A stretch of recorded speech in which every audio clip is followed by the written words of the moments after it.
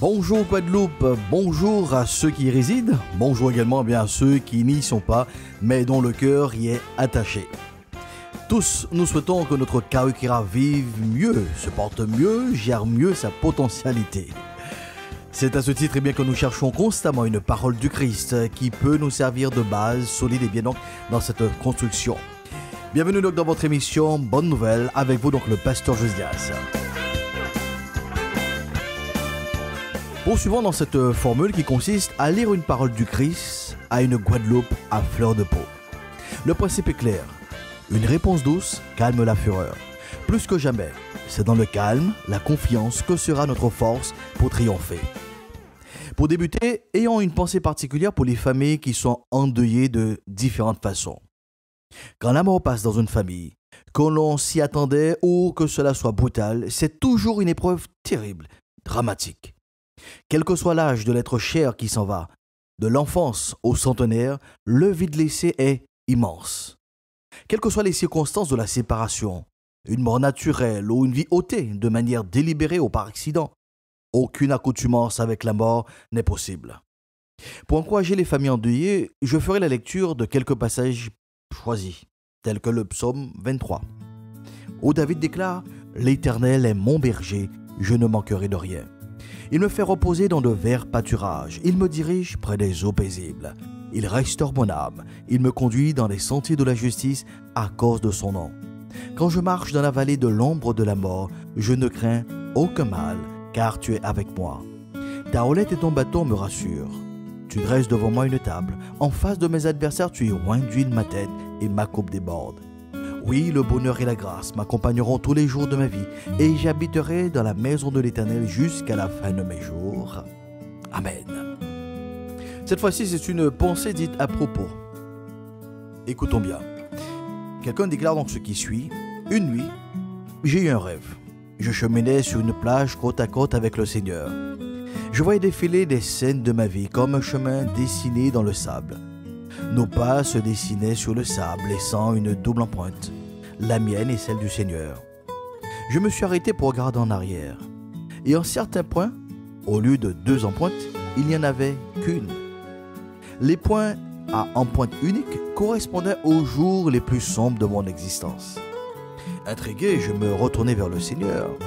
N'avais-tu pas promis d'être avec nous chaque jour?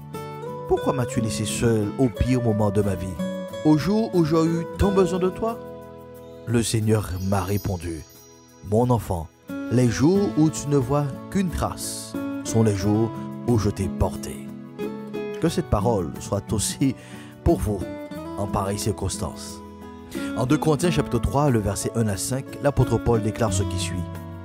Béni soit Dieu, le Père de notre Seigneur, Jésus-Christ, le Père des miséricordes et le Dieu de toute consolation, qui nous console dans toutes nos afflictions, afin que, par la consolation dont nous sommes l'objet de la part de Dieu, nous puissions consoler ceux qui se trouvent dans quelque affliction. Car de même que les souffrances de Christ abondent en nous, de même notre consolation abonde par le Christ. Sous ces paroles, je vous invite à la prière. Elle est pour vous, si vous êtes actuellement dans le deuil, dans l'affliction. Si vous n'êtes pas donc dans le deuil, je vous invite à vous associer dans ce temps de prière pour ceux qui sont donc éprouvés. Prions. Ô Dieu, nous nous approchons de toi en faveur des familles qui sont dans le deuil suite au départ d'un être cher et tendre. Nous nous rappelons des paroles de lamentation de Jérémie 3.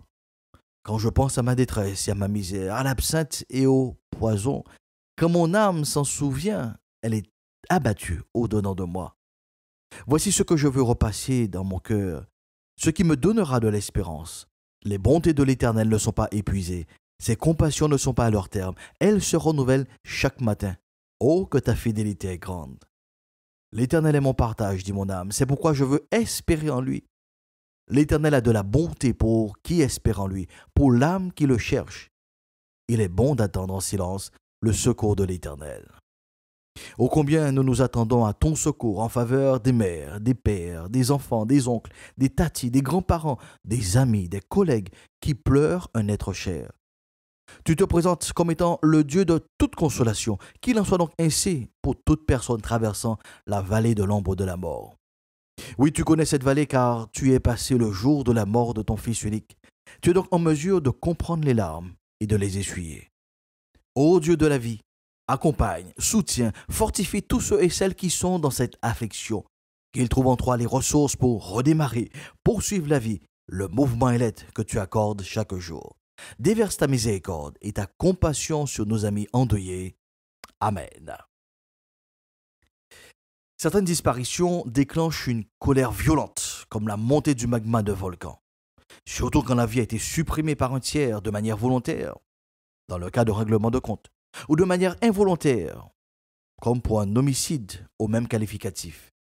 Cette colère peut vouloir s'exprimer par un désir de vengeance, que l'autre puisse goûter aussi à la même souffrance. Si le mal était une solution au mal, cela se saurait. Si la règle du œil pour œil et dent pour dent était efficace, la méchanceté aurait déjà disparu. Chers auditeurs, chacun est appelé à être un artisan de paix pour la Guadeloupe. Les propos de Paul doivent nous soutenir dans cet engagement. Ne rendez à personne le mal pour le mal. Recherchez ce qui est bien devant tous les hommes. S'il est possible, autant que cela dépende de vous, soyez en paix avec tous les hommes. Ne vous vengez point vous-même, bien-aimés, mais laissez agir la colère, car il est écrit « À moi la vengeance, à moi la rétribution, dit le Seigneur. » Mais si ton ennemi a faim, donne-lui à manger. S'il a soif, donne-lui à boire, car en agissant ainsi, ce sont donc des charbons ardents que tu amasseras sur sa tête. Ne te laisse pas vaincre par le mal, mais surmonte le mal par le bien. Romains chapitre 12. Le message central de Paul est donc clair. La vengeance n'est pas un besoin automatique chez l'homme. D'autres possibilités existent, d'autres décisions sont possibles, d'autres issues de secours débouchent sur un résultat différent que l'engrenage de la violence. Vous et moi, nous pouvons faire le choix de ne pas nous laisser vaincre par le mal. Nous pouvons décider de casser la spirale de la méchanceté par le bien. N'est-ce pas ce que le Dieu amour a fait à notre égard?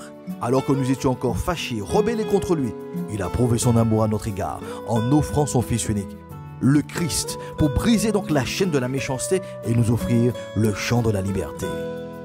Face à certains appels à la vengeance qui circulent sur les réseaux, ou pour ceux qui cuisinent le plat de la vengeance afin de le servir à foi, je vous invite à revenir à de meilleurs sentiments, car la colère de l'homme ne construit rien de positif, tant pour lui que pour son entourage.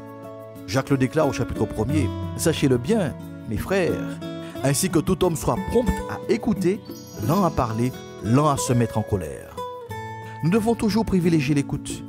Nous ne devons pas nous précipiter à parler trop vite, car nos paroles pourraient aller à l'encontre même de nos convictions. C'est pour cela que Jacques nous rappelle que la colère de l'homme n'accomplit pas donc la justice de Dieu. Nous entendons régulièrement cette déclaration, « Ni un bon Dieu qui a fait justice. » C'est à Silly qu'elle nous raconte. Dans le même livre, et bien donc de Jacques, au chapitre 3, elle nous dit « Le fruit de la justice est semé dans la paix, par ceux qui recherchent la paix. » Elle marche côte à côte, la justice et la paix. L'une ne peut pas vivre sans l'autre. À tous ceux qui vivent donc une injustice, ils demandent bien la justice pour retrouver la paix. Heureux ceux qui ont soif de la justice, ils seront rassasiés. Cette parole du Christ s'appuie sur deux affirmations sur Dieu lui-même. Car il est de la justice de Dieu de rendre l'affliction à ceux qui vous affligent, selon 2 Thessaloniciens 1, verset 6. Ne vous vengez point vous-même, mais laissez agir la colère, car elle est écrite « À moi la vengeance, à moi la rétribution, dit le Seigneur » en Romains chapitre 12. La justice durable qui procure la paix vient de Dieu lui-même. Je vous invite à la prière. Nous nous tournons vers le Dieu de justice. Toi seul connais les personnes qui vivent une injustice dans leur vie. Tu connais parfaitement ceux et celles qui souhaitent se venger d'un tiers. C'est parce que la victime et le coupable sont tous les deux imparfaits que tu proposes de rendre toi-même justice. Étant imparfait, notre justice se retrouve être imparfaite, partielle, pour ne pas dire bien des fois injuste. Ô Dieu, comme le psalmiste David, nous formulons cette demande. Quand je crie, réponds-moi, Dieu de ma justice. Quand je suis dans la détresse, sauve-moi, aie pitié de moi, écoute ma prière. Oh oui, quand un malheureux crie, un affligé crie, quand une victime crie, l'Éternel entend et le sauve de toutes ses détresses. C'est vers toi que nous nous tournons, car tu as la capacité de relever notre visage, tu as le pouvoir de nous décharger de toute haine, de toute rancune, de toute amertume qui peuvent déclencher des maladies cardiovasculaires. Prends ce qui est trop lourd, ce qui est trop chargé pour nous, allège-nous de ces fardeaux, de ces pensées de vengeance, libère nos cœurs pour que nous fassions l'expérience de ta paix, cette paix que personne d'autre ne peut donner si ce n'est que toi. D'où se trouvent les auditeurs, entends leurs prières et libère-les dans le nom de Jésus. Amen. Vous et moi, nous sommes des artisans de paix. Travaillons donc pour laisser la justice de Dieu s'exercer. Cultivons et procurons la paix où nous sommes et où nous passons. Dès maintenant, retrouvez donc cette session sur la chaîne YouTube du Pasteur Josias. Je reste donc à votre disposition au 06 90 92 77 71.